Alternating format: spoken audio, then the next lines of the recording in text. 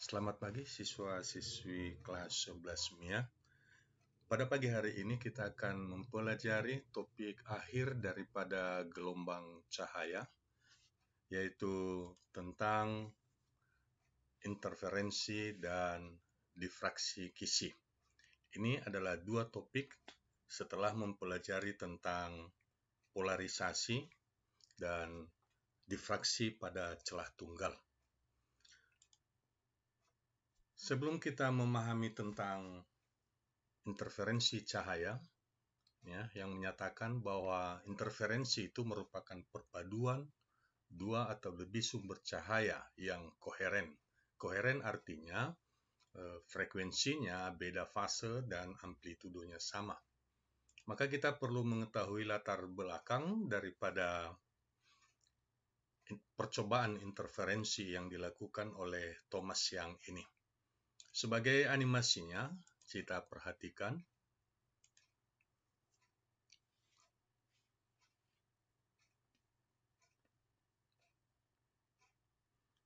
Ya, kita pilih yang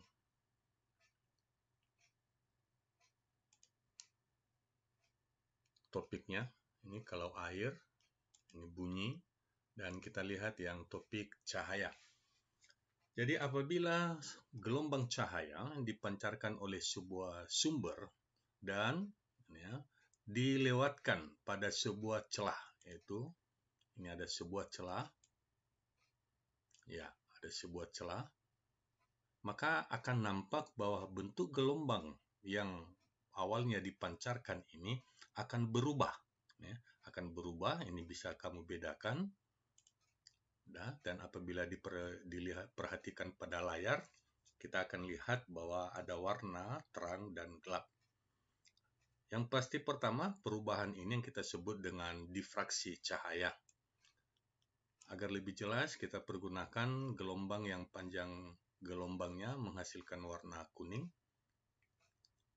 Jika kita pergunakan dua celah, ya seperti ini, dua celah yang kita pergunakan ini, maka apa yang kita amati?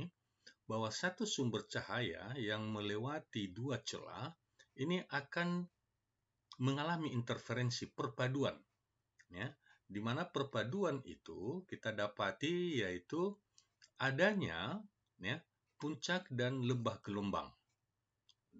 Dan apabila ditangkap pada layar, ini bisa diperhatikan, ini ada garis, ini daerah garis terang, kemudian ke bawahnya gelap, ke atasnya gelap, kemudian ada terang, gelap, dan bergantian secara jarak yang sama, dengan cara yang sama. Dan ini yang di bagian tengah ini kita sebutnya nanti sebagai terang pusat.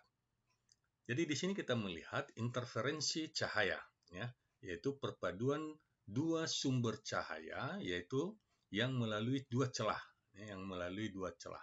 Ini kita perhatikan kalau jarak antar celahnya diperkecil atau lebar celahnya diperkecil, maka akan lebih tajam lagi.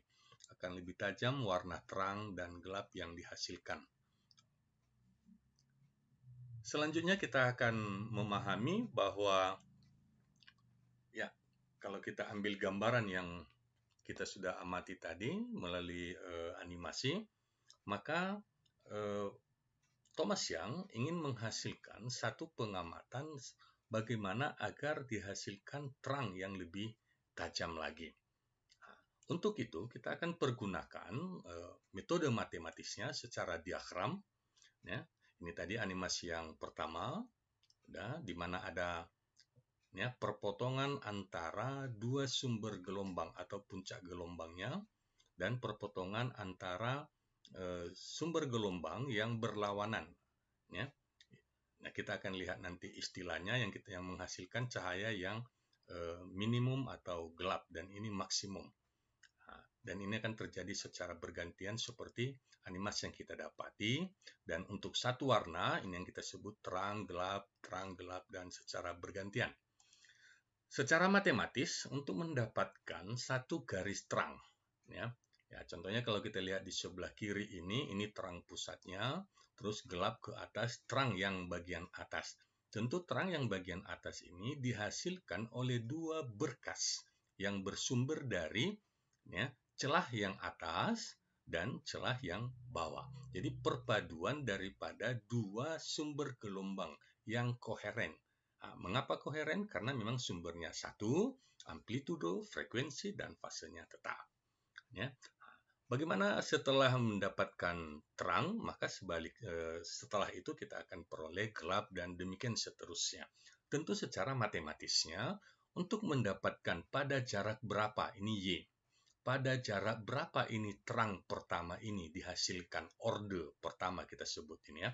Kalau ini tadi terang pusat, maka ini gelap pertama, ini terang pertama, gelap kedua, terang kedua, baik di atas maupun di bawah itu prinsipnya sama. Jadi kita akan melihat salah satu saja metodenya, bagaimana menentukan berapa jarak daripada terang pertama atau terang kedua atau terang ke berapapun itu melalui diagram yang seperti kita lihat ini. Jadi apabila ini sebagai jaraknya yaitu Y, maka sudut simpangannya itu θ.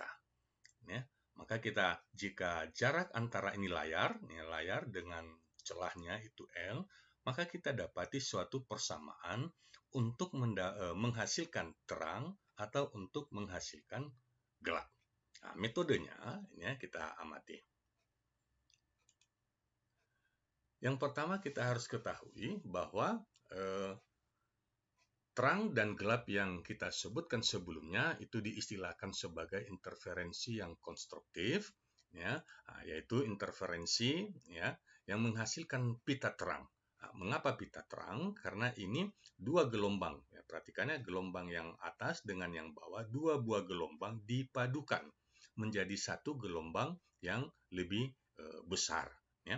Dan ini memiliki fase yang sama. Katakan ini arah ke atas, ini juga arah ke atas. Nanti secara percobaan maka dua gelombang yang sama ini bertemu di satu titik, ini yang disebut menghasilkan terang. Sedangkan jika dua gelombangnya berbeda fase, seperti ini, gelombang yang atas arah gelombangnya ke bawah, sedangkan gelombang yang kedua arah gelombangnya ke atas, ini udah berlawanan fase. Maka yang dihasilkan nanti adalah satu gelombang yang saling meniadakan atau rata. Saling meniadakan. Ketika dia saling meniadakan, ini secara sketsa percobaan Thomas Young, maka dua gelombang yang saling berlawanan arah ini akan menghasilkan daerah gelap atau pita gelap. Dan itu kita sebut interferensi destruktif. Sesuai dengan diagram yang sebelumnya kita sudah lihat, maka ini bisa kita tentukan bagaimana membuat satu persamaan untuk menyatakan nilai Y atau nilai terang pertama, yaitu titik R ini. Untuk interferensi konstruktif atau untuk menghasilkan orde terang, yaitu N, orde terangnya, maka persamaannya adalah D sin θ sama dengan N kali lambda. D ini adalah jarak antar dua celah. Jarak antar dua celah, sin θ yaitu sudut. Sudut deviasi daripada cahaya yang dipadukan, yaitu dari sumber satu dan dari sumber celah yang kedua. Diambil bagian tengahnya, itu yang disebut dengan sudut deviasi. Sedangkan lambda adalah panjang gelombangnya. Jika dihasilkan terang pertama, maka bagaimana dengan gelap pertamanya? Maka untuk menghasilkan gelap pertama atau interferensi destruktif, maka prinsipnya yaitu orde terangnya dikurang setengah daripada lambda. Jadi ini perbedaan antara interferensi destruktif atau untuk menghasilkan pita gelap dengan untuk menghasilkan pita terang. Kita lihat contohnya. Pada suatu eksperimen interferensi celah ganda Young, ini percobaan Young dengan dua celah, jika jarak antara dua celahnya, ini kita sebut D, 0,6 mm, jarak antara garis gelap ketiga ke terang pusat, Jadi ini garis gelap, berarti interferensinya yaitu destruktif. Nah, menghasilkan jarak, berarti Y-nya yaitu 4 mm. Berapa panjang gelombang tersebut jika jarak layar dengan celah 1,5 meter? Ya, ini data yang diketahui, ya, gelap, kemudian ditanya panjang gelombang. Nah, karena yang dihasilkan garis gelap, maka persamaan yang kita pergunakan adalah persamaan interferensi destruktif, yaitu D sin theta sama dengan N kurang setengah lambda.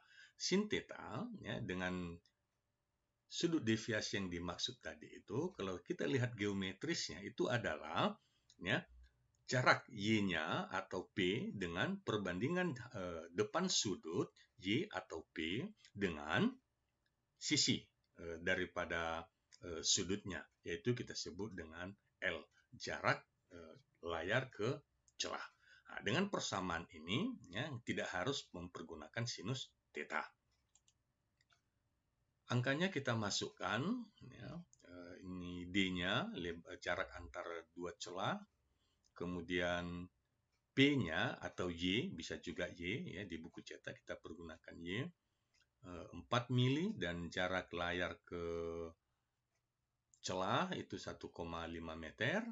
Kemudian orde, ya, dikatakan tadi untuk menghasilkan garis gelap ketiga, berarti orde N sama dengan 3. Nah, dengan N sama dengan 3, maka kita peroleh nilai panjang gelombangnya, yaitu 6.400 angstrom atau 6,4 kali 10 pangkat min 7 meter.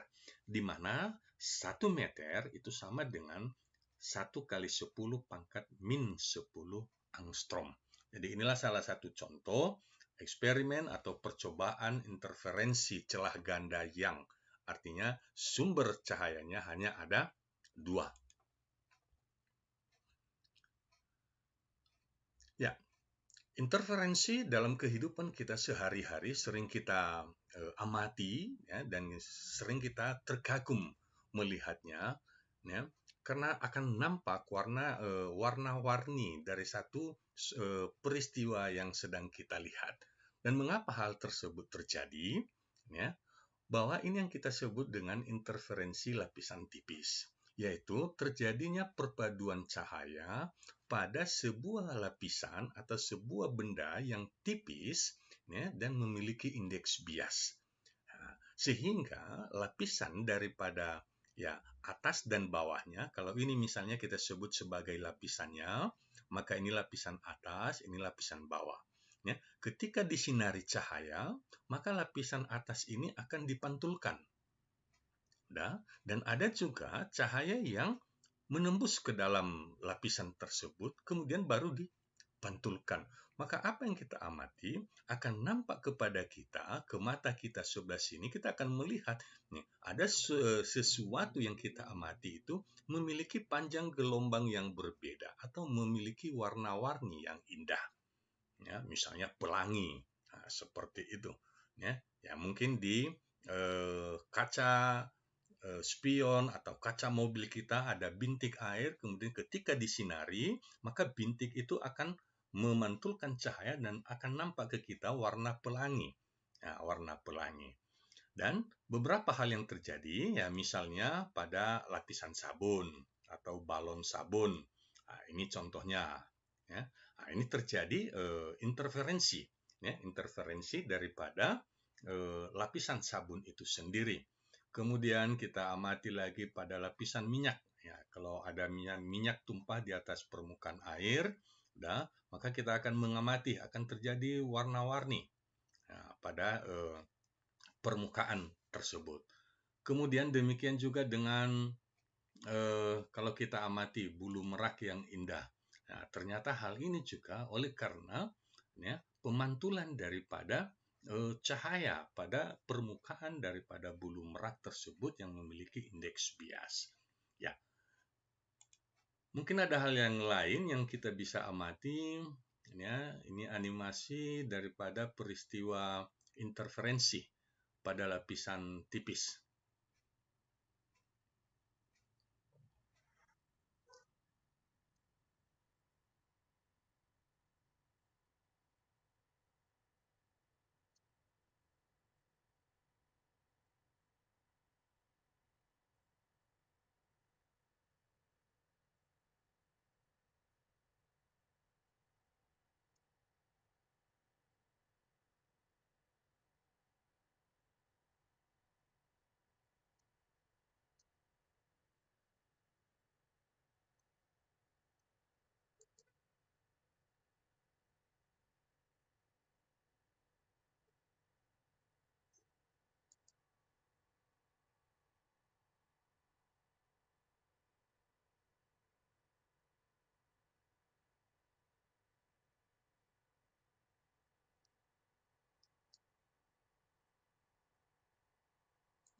Baik, jadi demikian beberapa contoh daripada interferensi cahaya yang terjadi pada lapisan tipis, dan itu ya sering kita amati dan kita kagum akan hasilnya.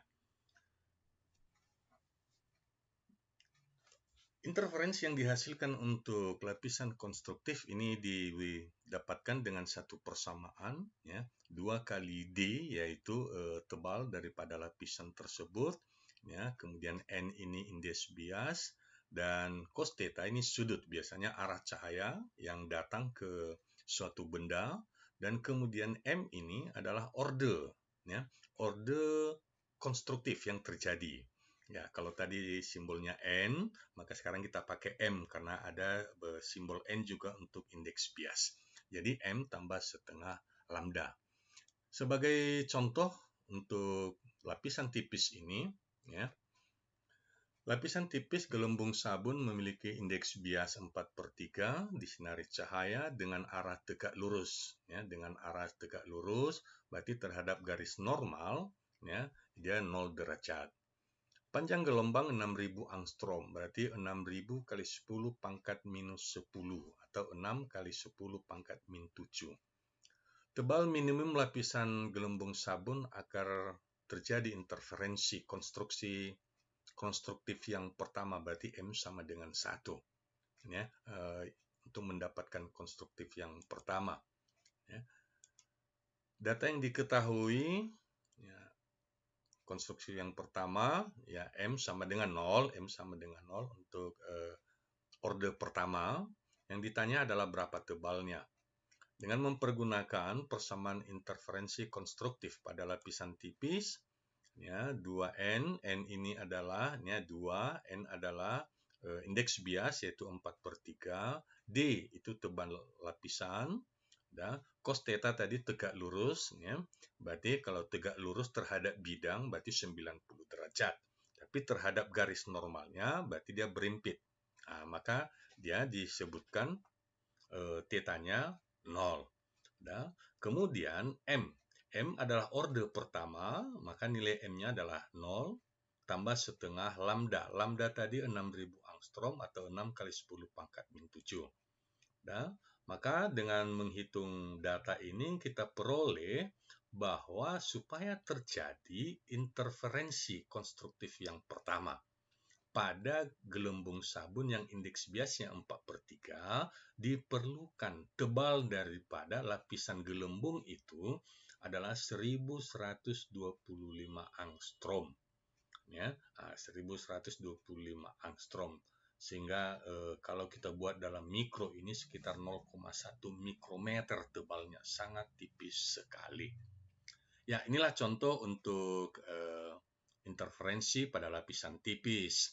Ya, dan ada beberapa contoh yang lain, misalnya pada lapisan kaca, ya, yang sering dipergunakan untuk mengurangi intensitas cahaya. Selanjutnya adalah difraksi kisi. Ya, difraksi kisi yaitu pelenturan arah cahaya, ya, tetapi ini terdapat pada benda yang telah digores, ya, atau katakanlah telah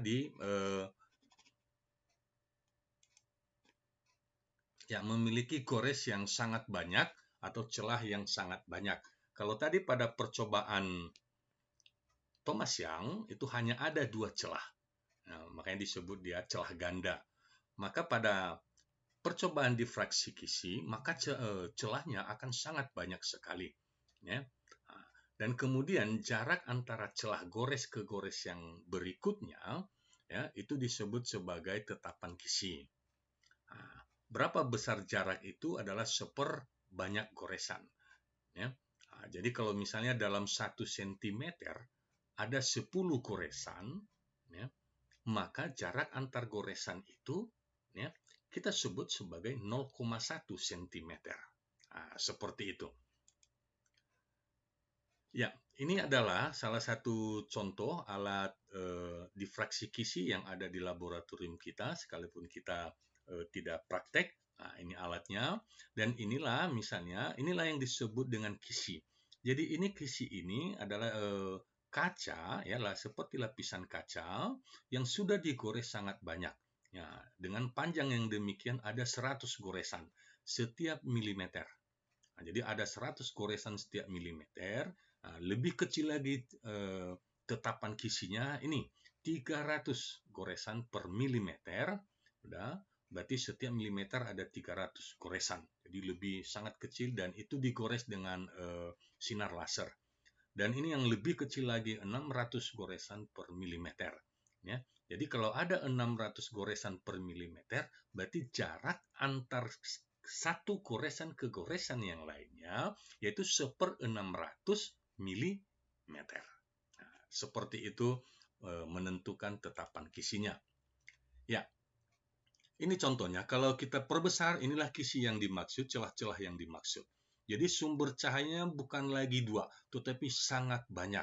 Ya, misalnya sampai 600. Ya, bayangkan kalau 1 mm ada 600 goresan, 600 sumber cahaya, berarti ada 600 celah yang dilalui sebagai sumber cahaya. Nah, ketika 600 sumber cahaya ini dilewatkan pada sebuah lensa, difokuskan, maka akan dihasilkan interferensi konstruktif yang terang dan yang paling jelas. Ya. Kalau dalam pengamatan kita, dalam animasi yang kita lihat tadi, warna yang tertangkap oleh layar kabur, ya, sekalipun nampak, tetapi dengan difraksi kisi, maka ini sangat jelas sekali. Nah, ini yang dimaksud dengan difraksi kisi, yaitu adanya interferensi cahaya melalui celah yang sangat banyak. Bagaimana persamaannya? Maka persamaan untuk difraksi kisi sama dengan persamaan pada interferensi cahaya, ya, dengan D sama dengan sin theta. Ini maksudnya theta. D sin theta sama dengan N kali lambda. Nah, maka ini sama seperti interferensi konstruktif pada celah ganda. Nah, cuma bedanya kalau D pada celah ganda adalah jarak 2 celah, maka pada kisi D adalah 1/n, yaitu 1 per banyak goresan. Nah, banyak goresan tadi kita sudah jelaskan, maka inilah persamaan untuk mendapatkan satu nilai daripada interferensi konstruktif. Ya, karena yang diharapkan daripada difraksi kisi yaitu cahaya terangnya. Sebagai contoh, seberkas cahaya monokromatik panjang gelombang 5000 angstrom, ya, tegak lurus pada kisi. Kisi terdiri dari 5000 goresan tiap sentimeter. Yang ditanya berapa besar sudut deviasinya supaya dihasilkan terang. Orde kedua, berarti N-nya sama dengan 2. Ya, kita lanjutkan. Ini datanya angstrom, ya, panjang gelombang kita konversikan ke meter. Secara khusus kita lihat ini jarak antar celah. Ya. Jarak antar celah itu seperbanyaknya goresan. Tadi goresan itu 5000 goresan per sentimeter. Nah, 5000 ini berarti 0,2 kali 10 pangkat min 3 gores per sentimeter. Sentimeternya naik. Kemudian kita konversi lagi. Sentimeter ini menjadi meter. Udah, maka nilainya jarak antar goresan, satu goresan ke goresan berikutnya pada difraksi kisi itu adalah 2 kali 10 pangkat min 6 meter atau 2 mikrometer per goresan. Jadi 2 mikrometer terdapat 2 goresan. Oke. Selanjutnya ditanyakan untuk menghasilkan terang orde kedua N sama dengan 2, maka berapa tetanya? Maka kita pergunakanlah persamaan difraksi kisi. Ya. D-nya sudah ada 2 kali 10 pangkat min 6. Sin theta ini yang ditanyakan. N-nya orde, ya, orde terang kedua dan panjang gelombang. Maka jika kita masukkan nilainya, kita dapatilah bahwa sin theta itu adalah 0,5. Yang ditanyakan sudutnya. Jadi sudutnya theta sama dengan, ya, inverse daripada sinus 0,5, yaitu 30 derajat. Jadi inilah satu contoh untuk difraksi kisi pada topik pembelajaran kita pada pagi hari ini. Sampai di sini pembelajaran kita akhir dari gelombang cahaya. Terima kasih perhatiannya. Sampai jumpa pada topik selanjutnya. Salam sehat buat kamu semua.